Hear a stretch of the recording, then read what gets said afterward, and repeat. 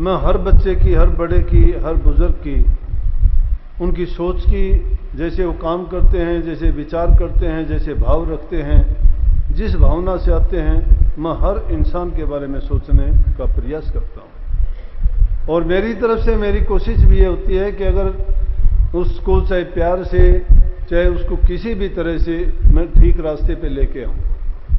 अच्छा बच्चा था, आता था यहां, सत्संग सुनता था, खुश भी होता था, दर्शन करता था। चाव जब तक इंसान को नहीं होता, ना वो दर्शन करता है, ना वचन सुनता है, ना उनको मानता है, ना अपनाता है। करने के लिए दूसरी तरफ बुराइयां बहुत हैं, उनमें भी वो जा सकता है। लेकिन पढ़ने के बाद उसका घर वालों ने उसको कनाडा भेज दिया। जब मैं गया वहां पे तो उस एक लड़की को साथ लेके आया। बात है साधारण सी, लेकिन शिक्षा भरी बात है। हम किताबों की और दूसरी लेख की बात करते हैं, क्या फायदा उनमें? जो हमारी आंखों के सामने बीतती हैं उनको देख के हमें शिक्षा लेनी चाहिए। तो मैंने गौर किया, वो लड़की वहां की थी, पता मुझे पहले भी था, उसकी मां ने बता दिया था। मैं यहां तो कुछ नहीं कहा, मैं चलो वहां जाऊंगा, मिलेगा, मिलने के बाद जो बात होगी फिर बताऊंगा, देखूंगा क्या हालात है। उसने क्या किया, उस लड़की को लेके आया, देख लिया मैंने। अब वहां तो कुछ कहना नहीं था, लड़की के सामने और भी काफी 20-30 सत्संगी बैठे हुए थे, मैंने कुछ नहीं कहा। लेकिन मैंने मन में सोचा, और यहां जब वापस आया तो उसकी मां को मैंने कहा, मैं बोला इंसान को हम रोजाना सब गीत गाते हो कि काम बुरा है, क्रोध बड़ा बुरा है, लोभ बहुत बुरा है, लालच बहुत बुरा है, अहंकार बहुत बुरा है, लेकिन क्या कभी उन चीजों को बरत के भी देखते हैं क्या कैसे बुरे हैं वो? मैंने देखा है, मैंने देखा कि एक छोटे से लोभ के कारण इंसान अपना सब कुछ, धर्म, ईमान, सब कुछ बेच देता है। अपने छोटे से लालच को पूरा करने के लिए वो सब कुछ एक तरफ रख देगा, अपने धर्म ईमान को गिनती नहीं है उसकी। अरे इतने दिन तक सत्संग में रह के सत्संग कमाया, धर्म कमाया, उस संस्था से, नाम से, गुरु से जुड़ के तुम अच्छे कहलवाए, फिर एक सेकंड में थोड़े से लालच के लिए, थोड़े से लोभ के लिए, तुम थोड़े से क्रोध आने से क्या हम उन चीजों को तिलांजलि दे देंगे? ये शिक्षा देने के लिए कह रहा हूं। मुझे ना तो लड़के से दुश्मनी है, ना उसकी मां से, ना और किसी से। लेकिन एक लालच ने उसको क्या किया कि उसने सोचा कि लड़की से शादी कर लूंगा, मैं कनाडा का सिटीजन बन जाऊंगा। मैंने उसको कहा, अरे नालायक, धर्म कैसे डबोया?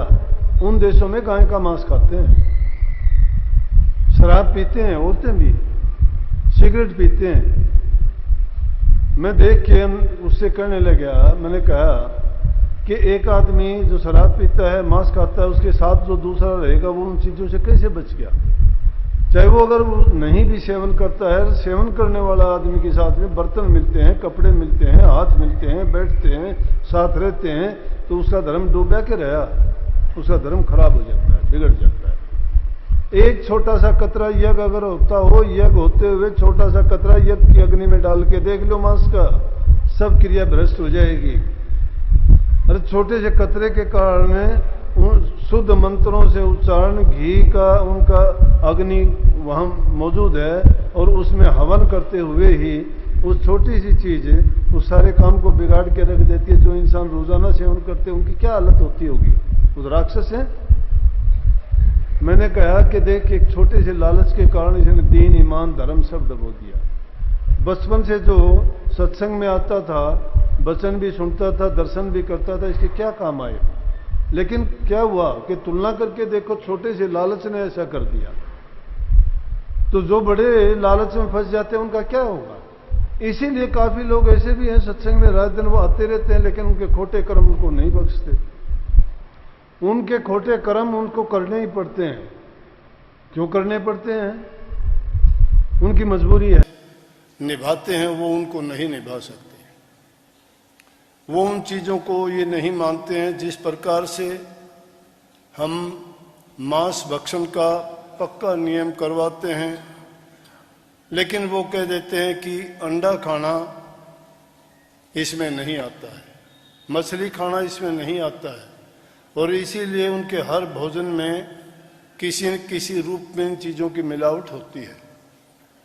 परंतु हम तो जिस चीज़ का भी नियम अपने जीवन में धार लेते हैं उसका पूरा दृढ़ता के साथ पालन करते हैं।